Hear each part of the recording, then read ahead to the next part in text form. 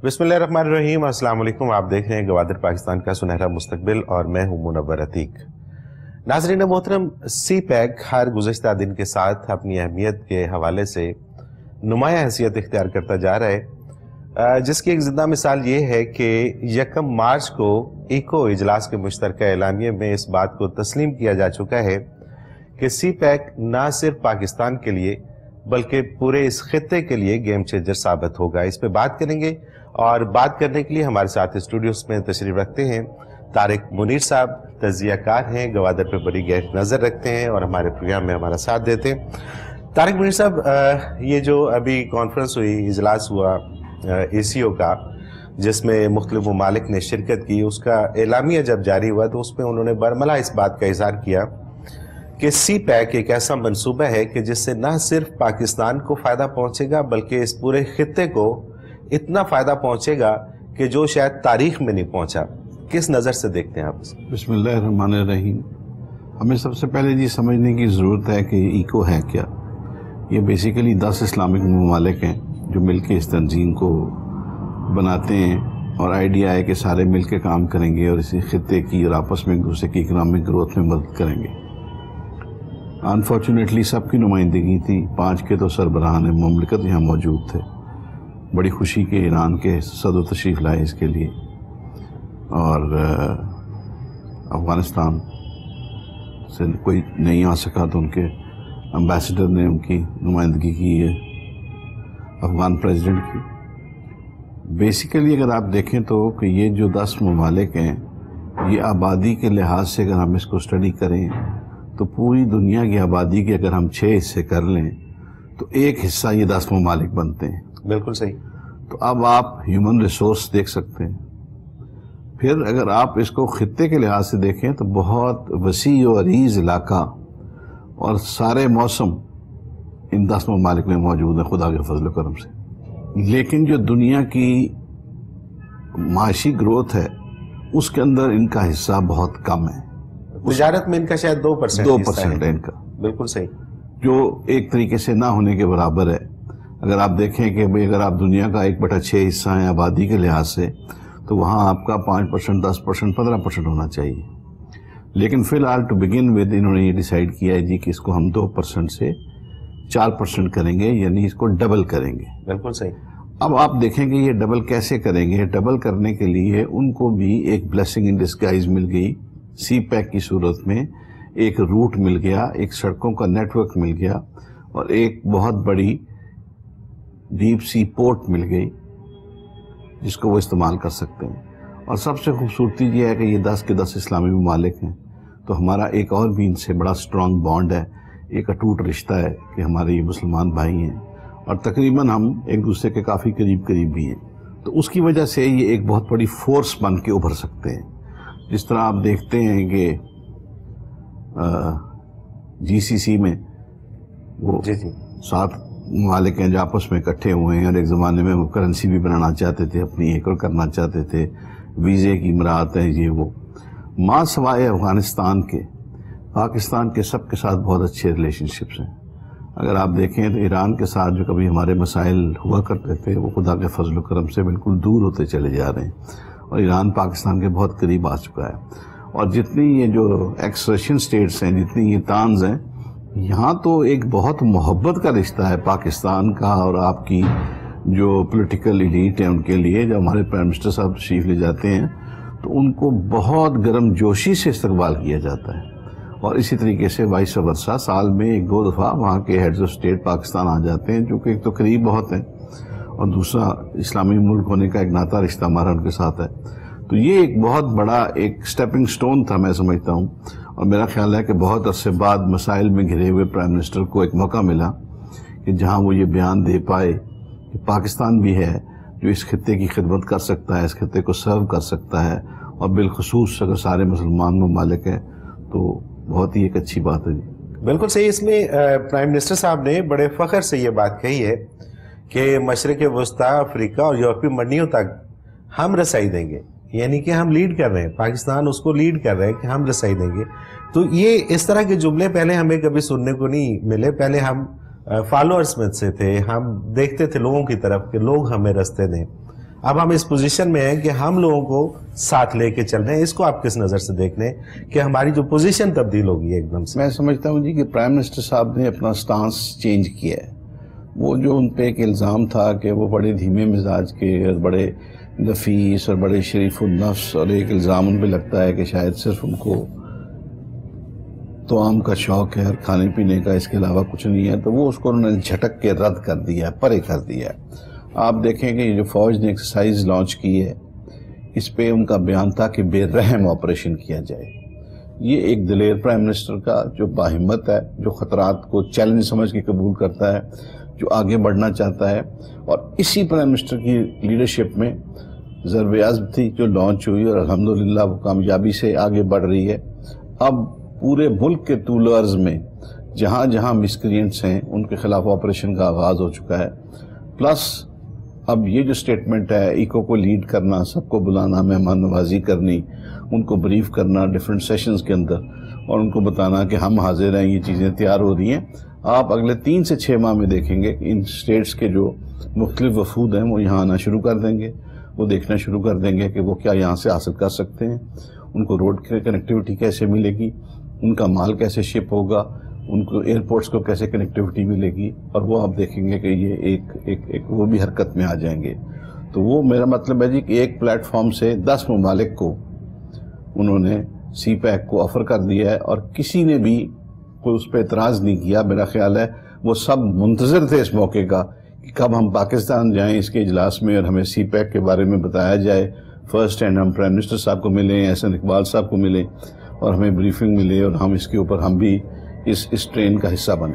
بالکل صحیح ہے. اچھا، اس میں ایک اور چیز جو دیکھنے والی ہے کہ بعض ہمارے جو خود کو اپنے آپ کو بڑا سمجھتے ہیں کہ جی ہم بڑے مدبر ہیں اور بڑے ہم ناقدین ہیں، اور ناقدین وہ اپنے آپ کو نہیں کہتے، وہ تو اپنے آپ کو سمجھتے ہیں کہ جی ہم تو کوئی ہے اگلے کول نہیں.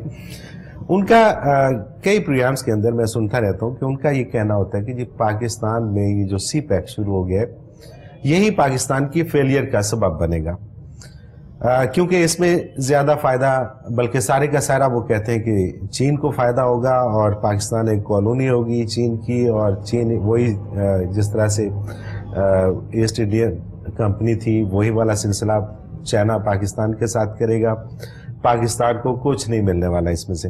لیکن اگر ہم پرائم منسٹر کے اس خطاب کو دیکھتے ہیں جو انہوں نے ایکو اجلاس میں، ای سی او کے اجلاس میں کیا، اس میں جس طرح سے انہوں نے گفتگو کی، جس طرح سے انہوں نے آگے بڑھ کے سب کو لیڈ کیا، جس طرح سے انہوں نے دینے کی بات کی کہ یہ چیزیں ہم آپ کو پرووائڈ کریں گے، مانگا کچھ نہیں ہے بلکہ دیا ہے کہ یہ چیزیں ہم آپ کو دیں گے، ہم آپ کو لے کے چلیں گے، اور ہم آپ کی رسائی کروائیں گے افریقہ تک، یورپی منڈیوں تک، مشرق وسطیٰ تک ہم آپ کی رسائی کروائیں گے. تو یہ بیان اور یہ گفتگو اور ان لوگوں کی وہ گفتگو، اس میں کتنا تضاد نظر آتا ہے آپ کو؟ بات یہ ہے کہ کچھ لوگ جو ہیں ڈفرینٹ ایجنڈاز پہ کام کرتے ہیں، اس کے لیے ان کو معاوضہ بھی مل جاتا ہے، اور معاوضہ نہ ملے تو وہ اس طرح کی باتیں کر کے وہ اپنے آپ کو نمایاں کرتے ہیں، اپنی ریٹنگز بہتر کرتے ہیں، اپنے قد کاٹ میں اضافہ کرتے ہیں. بیسیکلی بات یہ ہے جی کہ سی پیک میں آپ تھوڑی دیر سے چائنا کو بھول جائیں. جتنی کو کنسٹرکشن ایکٹیویٹی انرجائز ہو چکی ہے، جو سڑکوں کا نیٹ ورک ہے، جو پلوں کا، جو انڈر پاسز کا، جو ٹنل کا ہے، اور منور صاحب ان پسماندہ علاقوں میں جن کا ہمیشہ سے یہ گلہ تھا، اور بالکل ٹھیک گلہ تھا کہ جو تھے تو ہمارا حصہ، لیکن ان کی آبیاری کے لیے، ان کے نشو و نما کے لیے، ان کی ترقی کے لیے، ان کو آگے بڑھانے کے لیے ہم نے کچھ نہیں کیا. ہم وسائل کی کمی کی وجہ سے نہیں کر سکے، یا ہمیں وہ ول نہیں تھی، یا وہاں حالات ایسے تھے کہ وہاں کی پولیٹیکل لیڈرشپ تھی، یا وہاں کے جو بڑے تھے، نواب تھے، رئیس تھے، وہ نہیں ہونے دیتے تھے. تو اب تو جو موٹر وے ہے وہ گزرے گی ڈیرہ بگٹی سے بھی، اور ہر جگہ سے، نہ اس کو کوئی نواب روک سکتا ہے، نہ اس کو کوئی سیٹھ روک سکتا ہے، نہ اس کو کوئی وڈیرا روک سکتا ہے، نہ اس کو کوئی MNA روک سکتا ہے، کہ وہ بن رہی ہے مسلح افواج پاکستان کی نگرانی میں. بالکل صحیح، بالکل ٹھیک. تو جو بھی اس کے راستے میں آئے گا، جو بھی پاکستان کی ترقی میں اور بلوچ لوگوں کی خوشی میں، بلوچ عوام کی ترقی کے راہ میں حائل ہوگا، اس کو اٹھا کے دودھ میں سے مکھی کی طرح باہر سائڈ پہ بٹھا دیا جائے گا کہ بھائی تم یہاں سائڈ پہ بیٹھ جاؤ اور انتظار کرو اپنی باری کا، ابھی تمہارے لیے وقت نہیں ہے. ابھی ان لوگوں کے لیے وقت ہے جو احساس محرومی کا شکار تھے. اور مزے کی بات دیکھیں کہ سڑکیں بننی وہاں شروع ہوئی ہیں ان ایریاز میں جہاں 200 300 کلومیٹر سڑکیں نہیں تھیں. اب ایک سڑک جائے گی تو سر پھر بجلی بھی جائے گی, پھر اچھی کھانے پینے کی اشیاء جائیں گی, وہاں ڈاکٹر بھی پہنچ جائیں گے, وہاں پہ اسکول بھی پہنچ جائیں گے, وہاں ٹیچرز بھی پہنچ جائیں گے, تو وہ ایک اتنا اچھا اس کا امپیکٹ آئے گا. اب اس کے اوپر سونے پہ سہاگا یہ سارا وہ کر رہا ہے, چائنا یہ کر رہا ہے. بالکل صحیح. اس کا ایک مشن ہے, اس کا ایک عزم ہے. اب دیکھیں نا, اگر یہ پیسہ لگا رہا ہوتا امریکہ تو ہم بڑے خوش ہوتے, کیونکہ ہم نے جی بلانڈ بالوں سے اور گوری چمڑی سے بہت امپریس ہوتے ہیں, کیونکہ انہوں نے ہمیں اپنے سحر میں جکڑ رکھا ہے, انہوں نے ہمیں مسمرائز کر رکھا ہے. نو ڈاؤٹ امریکہ بہت خوبصورت ہے, بہت حسین و جمیل ہے, بہت بلند و بالا بلڈنگز ہیں, صاف شہرائیں ہیں, بڑے بڑے ان کے شاپنگ مالز ہیں, سب کچھ ہے. ہمارا چائنا بھی کسی سے کم نہیں. So we should not get impressed. دوسری چیز, آج تک آپ مجھے کوئی ایک ملک بتائیں جس کے اوپر چائنا نے فوجیں بھیجی ہوں, حملہ کیا ہو یا قبضہ کیا ہو یا کالونی بنایا ہو یا اپنی رعایا بنایا ہو. قطعاً ایسا کوئی ڈیزائن, کوئی ایسا پلان ان کا نہ ہے نہ ہو سکتا ہے. اور ایک چیز آپ اور یہ ناقدین جمع خاطر رکھیں, یہ 20 کروڑ عوام جو ہے نا, اس کے اوپر کوئی حکمرانی نہیں کر سکتا ماں سوائے پاکستانی نیشنل کے, جو مسلمان ہو اور جو ان کا الیکٹڈ ہو, یا کبھی کبھی ہم ذائقے تبدیل کرنے کے لیے کبھی کبھی کسی فوجی بھائی کو لے آتے ہوتے ہیں کہ یار اب ہم کچھ 4-6-8 سال ہو گئے ہیں, ذرا ہمیں تبدیلی چاہیے بھائی, اب تم آ جاؤ. باقی باہر سے الحمدللہ اب وہ دن گئے, اس کو آپ بھول جائیں, اور اب آپ ترقی کی بات کریں, آگے بڑھنے کی بات کریں. میرا تو خیال ہے جی کہ ہمیں ان لوگوں کو اگنور کرنا چاہیے, ان پہ رحم کھانا چاہیے, ان پہ ترس کھانا چاہیے, اور ان کو ڈسکارڈ کرنا چاہیے ٹوٹلی. کیونکہ وقت جو ہے یہ خود کئی سوالوں کا جواب دیتا ہے. اور یہ جو ابھی جس کی ہم بات کر رہے ہیں, یہ جو ECO کانفرنس اسلام آباد میں ہوئی ہے, میرا خیال ہے کہ یہ بہت سارے لوگوں کے سوالوں کا جواب اس میں موجود ہے. اور اس میں ابھی جو بات آپ امریکہ کے حوالے سے کر رہے تھے کہ وہاں پر یہ چیزیں ہیں, تو اس میں پرائم منسٹر صاحب کا ایک بڑا خوبصورت بیان مجھے وہ بھی بڑا اچھا لگا. انہوں نے کہا جی شاہراہ ریشم جو ہے وہ علم کے فروغ اور مصنوعات کی ترسیل کا موقع فراہم کرتی ہے. اس پہ بات کریں گے, لیکن مجھے ایک بریک پہ جانا ہے. ناظرین محترم, ایک مختصر کمرشل بریک, حاضر ہوتے ہیں ہمارے ساتھ.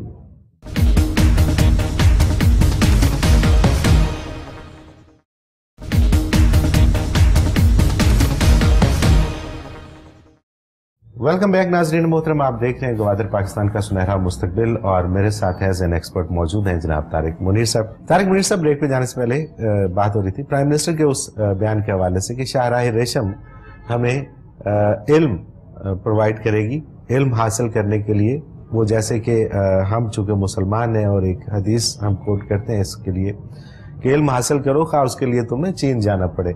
تو اگر ہم نہیں گئے تو وہ آ گئے, تو بات تو ایک ہی ہے. پھر اس میں مصنوعات کی ترسیل کا موقع فراہم کرے گی شاہراہ ریشم. تو اس سے تو یوں لگتا ہے کہ جیسے ہم نے اوپر کی سطح پہ بالکل یہ سوچ لیا ہے کہ اب ہمارا جو ساتھ ہے وہ امریکہ کے ساتھ نہیں ہے بلکہ وہ چین کے ساتھ ہے. یہ ہم فیصلہ کر چکے ہیں. سی پیک نئے دوست بنائے گا پاکستان اور نئے دشمن بنیں گے ہمارے. آپ دیکھیں گے کہ ہماری وفاداریاں, ہماری لائلٹیز, ہماری دوستیاں شفٹ ہو رہی ہیں, اور ہمیں اب سمجھ آ رہی ہے کہ ہم نے اپنا قبلہ درست کرنا ہے, ہم نے اب کس سمت میں جانا ہے, کس ڈائریکشن میں جانا ہے. چائنا کوئی ہمیں ایڈ نہیں دے رہا, کوئی ہمیں وہ یہ نہیں کہہ رہا کہ منہ میں نوالے ڈالے گا. وہ ٹوٹل جو اسٹریٹجی اور پلاننگ آ رہی ہے وہ کام کرنے کی آ رہی ہے. ٹوٹل جو سڑکیں ہیں وہ پاکستانی قوم بنا رہی ہے.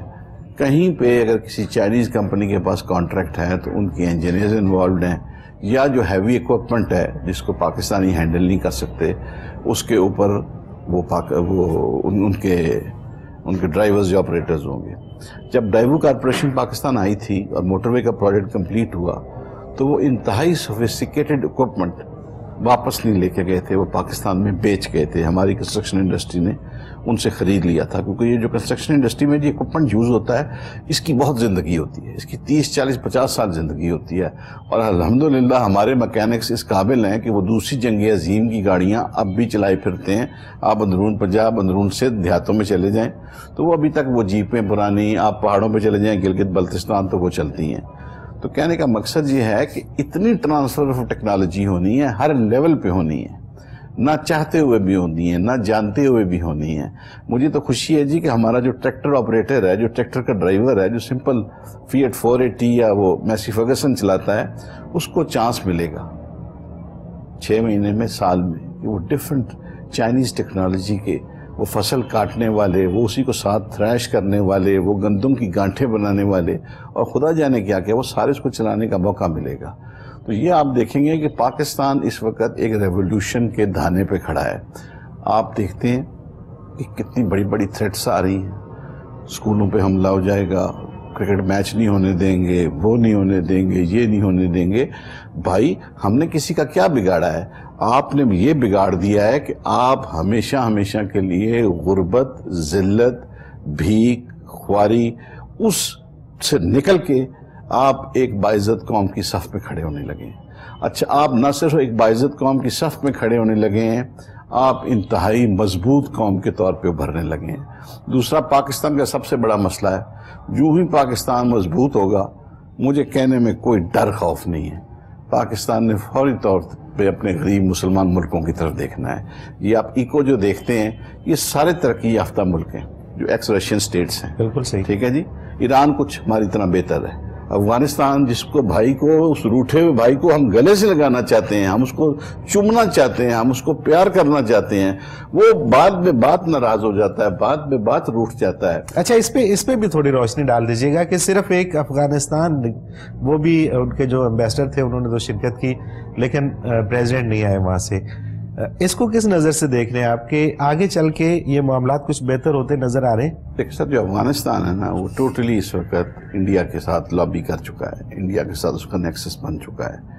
وہ وہی کرتا ہے جو انڈیا چاہتا ہے، وہ وہی سوچتا ہے جو انڈیا کرتا ہے. اصل میں ہوتا کیا ہے جی، بدقسمتی ہے ہمارے ملکوں کی، غریب ملکوں کی، پسماندہ ملکوں کی، کہ وہاں آپ کو کنٹرول کرنے کے لیے صرف 2 4 5 لوگ خریدنے ہوتے ہیں، جو پریزیڈنٹ ہیں، پرائم منسٹر ہیں، جو شورا کے ہیڈ ہیں یا آرمی چیف ہیں.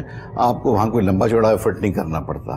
اب افغان عوام کو نہیں پتا کہ انڈیا کے ساتھ نیکسس کرنے میں ہماری کوئی بھلائی نہیں ہے.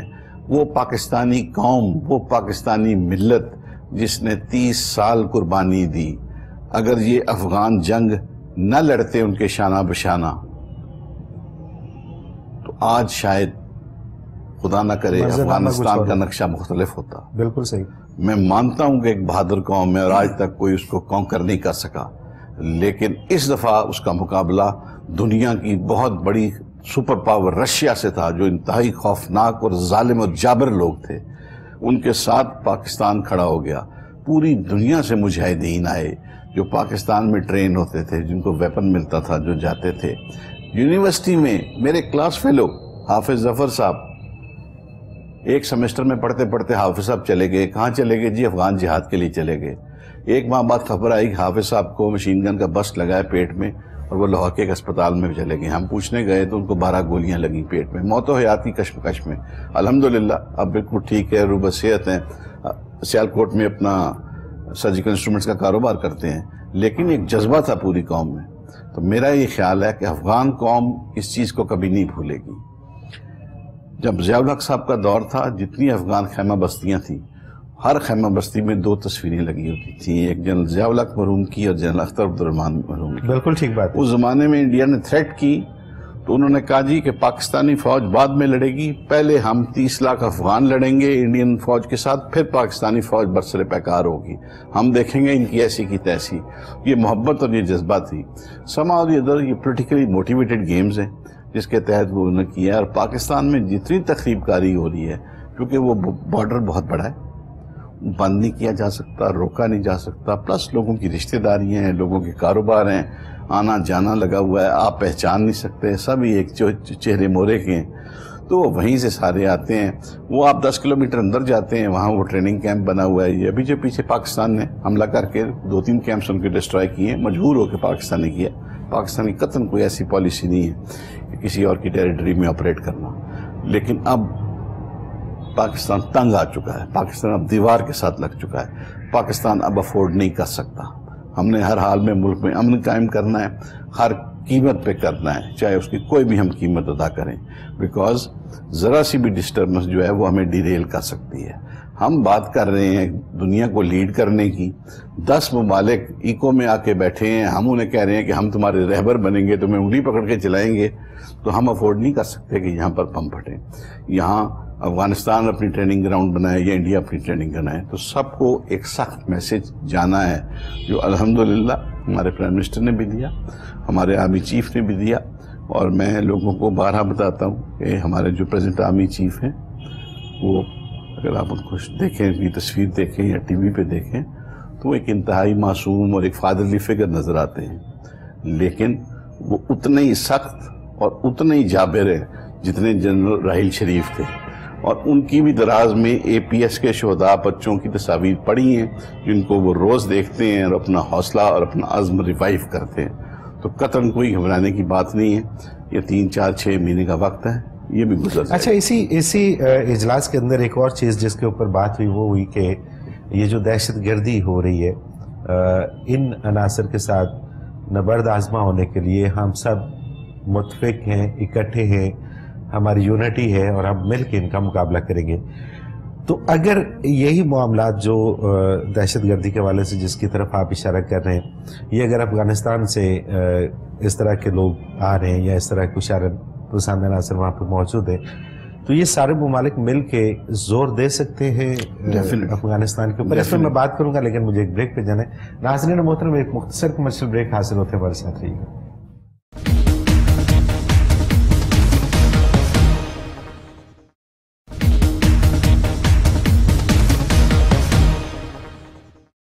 ویلکم بیک ناظرین محترم, آپ دیکھ رہے ہیں گوادر پاکستان کا سنہرا مستقبل, اور میرے ساتھ ایز این ایکسپرٹ موجود ہیں جناب طارق منیر صاحب. طارق منیر صاحب, بریک سے پہلے جو گفتگو ہو رہی تھی ہماری کہ یہ جو دہشت گردی کے خلاف سب نے مل کر یہ اتحاد کیا ہے ایکو ممالک نے کہ ہم سب اس میں یونائٹڈ ہیں اور ہم مل کے مقابلہ کریں گے, تو یہ جو افغانستان کے ساتھ ہمارے جو معاملات تھوڑے سے خراب ہیں, یہ کیا اس دباؤ کے تحت ٹھیک ہو سکتے ہیں؟ سر, میں معذرت کے ساتھ میں بتاؤں کہ اب وقت آ گیا ہے کہ ہم وہ معذرت خواہانہ رویہ جس پہ فورن آفس افغان امبیسڈر کو بلا کے, جو ایک ایس او پی ہے کہ بلا کے اس کو چائے اور بسکٹ, یا اگر وہ کافی پیتا ہے تو وہ سامنے رکھ کے آپ کہیں کہ جناب آپ نے آج بلا اشتعال فائرنگ کی ہے, یا جو آج یہ 2 دھماکے ہوئے ہیں ہم سمجھتے ہیں کہ اس میں افغانستان کے اندر سے لوگ ان کے آپریٹیوز ہیں یا ان کے سہولت کار وہاں سے آئے تھے. یہ وقت گزر چکا ہے. آپ کی اطلاع کے لیے عرض ہے, آپ نے میڈیا میں بھی دیکھا ہوگا کہ اس دفعہ افغان سفارتکاروں کو GHQ بلایا گیا اور ان کو وہ فوجی لحاظ سے سمجھایا گیا کہ باز آ جاؤ. انہوں نے اس کا کوئی نوٹس نہیں لیا, جس کا رزلٹ آپ نے دیکھ لیا. میں بہت شرمندگی اور دکھ سے کہتا ہوں, ہمارے مسلمان بھائی ملک ہیں, ہمارے بھائی ہیں, ہمارے رشتہ دار ہیں ادھر, ہماری شادیاں ادھر ہوئی ہیں, KPK کے جو لوگ ہیں جو ٹرائبل ایریا کے ہیں, ان کے بچے ہوں گے, ان کے کاروبار ہوں گے, لیکن افغانستان کی اتنی جرأت نہیں ہونی چاہیے کہ وہ پاکستان پہ کہیں سے کوئی حملہ کرے یا لائن آف کنٹرول کے اوپر فائرنگ کرے. مجھے یاد ہے جنرل راحیل شریف صاحب کے زمانے میں ایک دفعہ انہوں نے جو چیک پوسٹ تھی جب وہ بنانے لگے تو اس پہ فائرنگ کی, تو ہمارے ایک افسر شہید ہو گئے, کچھ زخمی ہو گئے. تو چیف نے بہت سیریس نوٹس لیا اس چیز کا, اور انہوں نے فوراً ٹینک موبلائز کرائے اور انہوں نے کہا کہ مجھے رزلٹ چاہیے, اینڈ ہی مینٹ بزنس. بالکل صحیح. تو انہوں نے پہلی طرف جو افغان چیک پوسٹ تھی اس کی اینٹ سے اینٹ بجائی اور پھر رزلٹ ان کو کنوے کیا, اور اس پہ وہ انڈین سولجرز تھے جن کی مری ہوئی تصاویر سوشل میڈیا کے اوپر آپ یوٹیوب پہ دیکھ سکتے ہیں. تو کہنے کا مقصد یہ ہے کہ اب اگر ہم ذرا سی ان کو چھوٹ دیں گے, باقی انہیں کہیں کہ آپ بھائی بند ہیں, کوئی پرابلم ہے بیٹھیں ٹیبل کے اوپر, لیکن یہ کوئی چیز جو ہے وہ نہیں انوالو ہوگی. اور ایون جو امریکنز ہیں وہاں پہ جو وہ بھی ہیلپ کرنے کو تیار ہیں، بیکاز ان کی بھی قطعاً یہ منشا نہیں ہے کہ اس طرح کا پرابلم ہو. یعنی کہ ہم دونوں طرح سے تیار ہیں، اگر بھائی بندی سے ہمارے ساتھ آ کے مل بیٹھیں تو ہم لیڈ کرنے کو بھی تیار ہیں، ہم رستے دینے کو تیار ہیں، ہم ان کو اقتصادی لحاظ سے طاقتور بنانے کے لیے تیار ہیں، لیکن اگر ہم پہ اس طرح کے معاملات ہوں گے تو پھر ہم جواب دینا بھی جانتے ہیں. یہ بڑی غیور قوم ہے. جنرل حائل شریف صاحب کہہ گئے ہیں کہ ہاٹ سٹارٹ ہو یا کولڈ سٹارٹ ہو ہم تیار ہیں. میرا خیال ہے کہ ہمارے اندر اتنی غیرت اور حمیت ہے کہ ہمارے چیف نے نیشنل نیٹ ورک پہ یہ سٹیٹمنٹ دی ہے. We will leave every inch of it. ان کی سٹیٹمنٹ کے لیے ہم جئیں گے اور مریں گے. بالکل صحیح. جو جو بھی ہمیں کہا جائے گا وقت ضرورت پہ وہ یہ پوری قوم من حیث القوم یہ ایک ہوگی. یہ چھوٹے موٹے ڈفرنس ہیں. عمران صاحب نے کوئی سٹیٹمنٹ دے دی، آصف زرداری صاحب نے دے دی، میاں صاحب نے کچھ کہہ دیا، یہ تو چلتا رہتا ہے سر. یہ T20 میچ ہے، کبھی کرکٹ میچ ہے، کبھی ون ڈے ہے، یہ پالیٹکس ہے. بھائی یہ نہیں کریں گے تو ووٹ کیسے لیں گے، پاور میں کیسے آئیں گے؟ آپ ذرا کریں معاملہ، آپ دیکھیں کیسے یہ اکٹھے ہوتے ہیں عمران صاحب اور آصف زرداری صاحب. کوئی ایسا پرابلم ایشو نہیں. اچھا، یہ جو ان کی بات چل نکلی ہے عمران خان صاحب کی اور زرداری صاحب کی، سی پیک کے لیے تو زرداری صاحب نے بارہا اس بات کا اظہار کیا کہ یہ میرے کریڈٹ میں جاتی ہے بات اور اس کو میں لے کے. اب ایک اور چیز بڑی اہم ہے کہ پوری دنیا کے جو مبصرین ہیں وہ اس بات پہ اتفاق کرتے نظر آتے ہیں کہ اس خطے کے اندر، پورے خطے کے اندر اب اگلے ماہ و سال پاکستان کی ترقی کے ہیں، انشاءاللہ خوشحالی کے ہیں. لیکن اس میں ایک چیز کی طرف وہ اشارہ کرتے ہیں اور وہ کہتے ہیں کہ اس میں جمہوریت کا تسلسل بہت ضروری چیز ہے. اگر کسی بھی طرح سے یہ تسلسل قائم رہتا ہے تو پھر پاکستان کی خوشحالی کو، پاکستان کی ترقی کو کوئی نہیں روک سکتا. اس حوالے سے کیا کہیے گا کہ جو موجودہ حالات ہیں پاکستان کے، اس میں کس حد تک اس بات کی یقین دہانی کی جا سکتی ہے کہ یہ تسلسل برقرار رہے گا؟ سر سب سے پہلے جو یہ بات ہے نا کہ پیپلز پارٹی کے دور میں آصف زرداری صاحب نے سی پیک کا آغاز کیا اور گوادر پہ کام ہوا اور چائنا کے بہت دورے ہیں، اس میں کوئی دو رائے نہیں ہے اور بالکل ٹھیک ہے. اور میری ریکویسٹ ہے جناب نواز شریف صاحب سے کہ آپ اس چیز کو اکنالج کیا کریں. دیکھیں جی، ہم یہ جھٹلا سکتے ہیں کہ ایٹم بم بنانے کی کاوش کا آغاز جناب ذوالفقار علی بھٹو صاحب نے کیا، نو ڈاؤٹ، لیکن ہم ساتھ شاباش دیتے ہیں نواز شریف صاحب کو کہ دنیا کا پریشر تھا، امریکہ کا پریشر تھا، ہر گھنٹے بل کلنٹن کی کال آ رہی تھی، آپ نے کہا نہیں یار دھماکہ کرنا ہی کرنا ہے، اور آپ نے کیا، اس پریشر کو لیا. آپ بھی شاباشی کے مستحق ہیں، بھٹو صاحب بھی اور ان کی پارٹی بھی اس کی مستحق ہے. اب میں سمجھتا ہوں کہ پرائم منسٹر صاحب تھوڑا سا بڑا پن دکھائیں، عمران صاحب کو انوائٹ کریں کہ جناب آپ نے میرے ساتھ چلنا ہے، میرے جہاز میں ہم چلیں گے گوادر، وہاں سے ہم بلوچستان کا دورہ کریں گے، جگہ جگہ فوج والے ہمیں پریزنٹیشنز اور بریفنگز دیں گے. آپ نے میرے ساتھ یہ لینی ہے، باقی میری اور آپ کی پولیٹیکل لڑائی ہے. یوں ہی یہ پریزنٹیشن سے ہم دونوں باہر نکلیں گے، دروازے کے باہر میڈیا کھڑا ہوگا، آپ نے انتہائی سخت سٹیٹمنٹ دینی ہے میرے لیے اور میں دوں گا آپ کے لیے. لیکن یہ سی پیک، یہ پاکستان کی تقدیر ہے، یہ اس 20 کروڑ عوام کی زندگی بدل رہی ہے.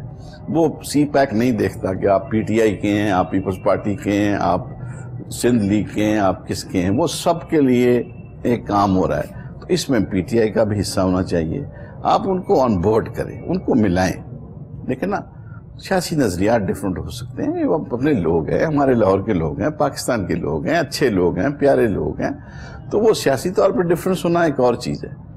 مطلب جو آصف زرداری صاحب کا رول ہے، اگر آپ دیکھیں کہ جب محترمہ بے نظیر کی شہادت ہوئی تو اس وقت جس طریقے سے سندھ کے عوام مشتعل تھے، ریلوے اسٹیشنوں کو آگ لگائی گئی.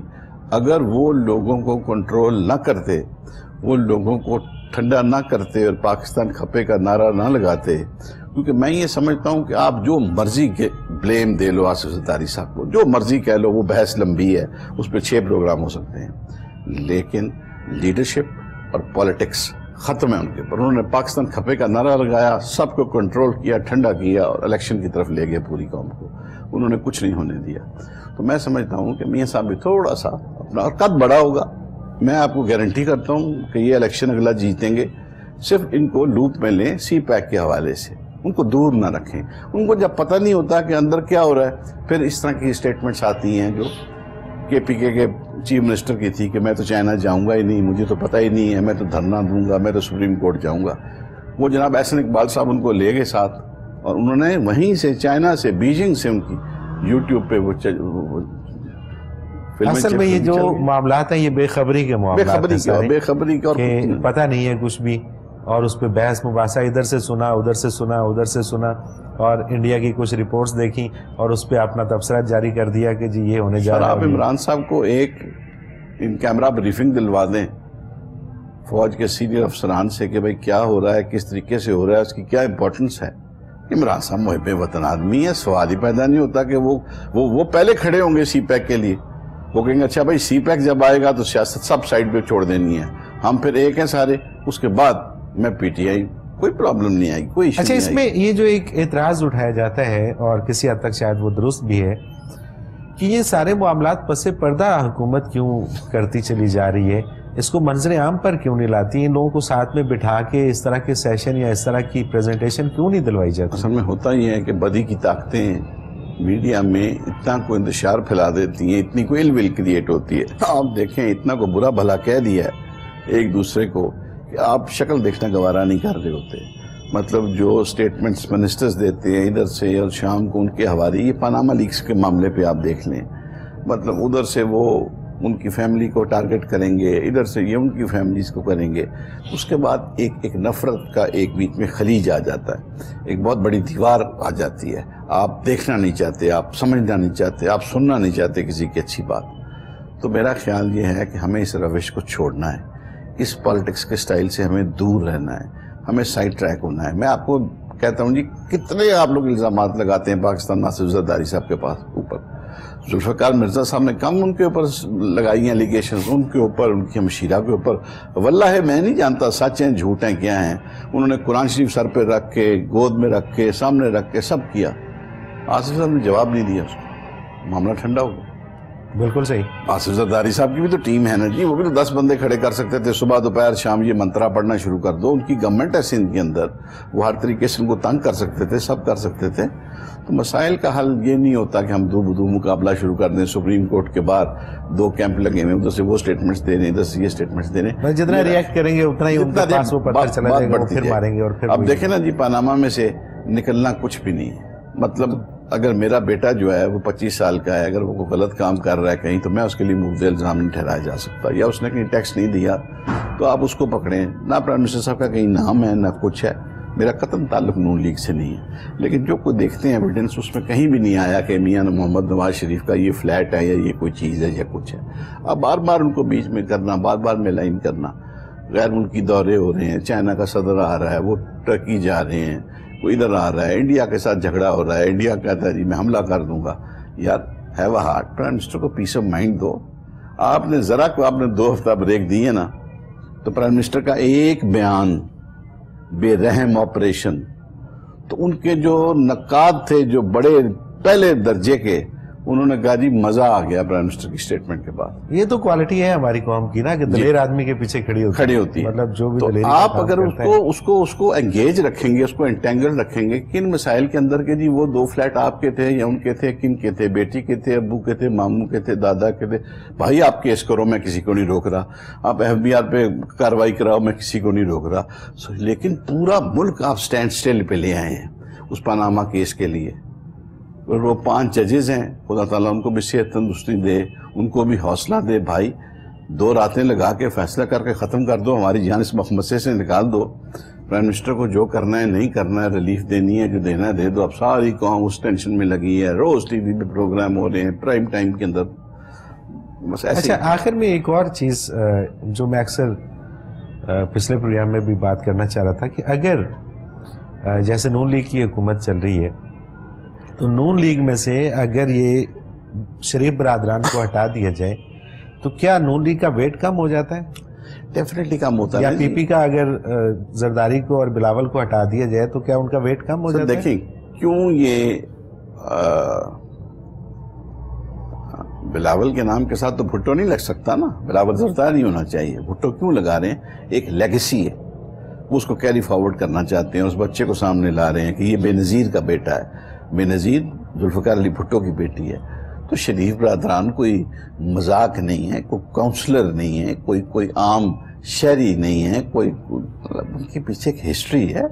مطلب ہم چھوٹے چھوٹے تھے تو نواز شریف صاحب پنجاب کے فائنانس منسٹر بنے، وہاں سے انہوں نے سفر آغاز کیا اپنی پالیٹکس کا، پھر چیف منسٹر بنے، پھر پرائم منسٹر بنے، پھر ایگزائل میں گئے، پھر جیل. پوری ایک داستان ہے نا جی. تو وہ اپنی پارٹی کے مطلب کسی نئے کو ٹیسٹ کرنے کے بجائے وہ جن کو سارا کچھ پتہ ہے انہیں کو لے کے چلنے دینا چاہیے. میرا تو خیال ہے ان کو کنٹینیو. اب تو الیکشن میں 1 سال رہ گیا جی، سال بھی نہیں رہ گیا، 12 مہینے. اب کچھ پارٹیوں نے تو ٹکٹ مانگ لی ہیں اپنے لوگوں سے کہ بھائی جو لینا چاہتے ہیں درخواستیں. چلیں طارق منیر صاحب، ہمارے پروگرام کا وقت اپنے اختتام کو پہنچ رہا ہے. بہت شکریہ کہ آپ نے وقت دیا اور اتنی خوبصورت باتیں آپ نے کی. ناظرین محترم، اس کے ساتھ ہی ہمارے پروگرام کا وقت اختتام کو پہنچا. منور عتیق کو اجازت دیجیے. اللہ حافظ.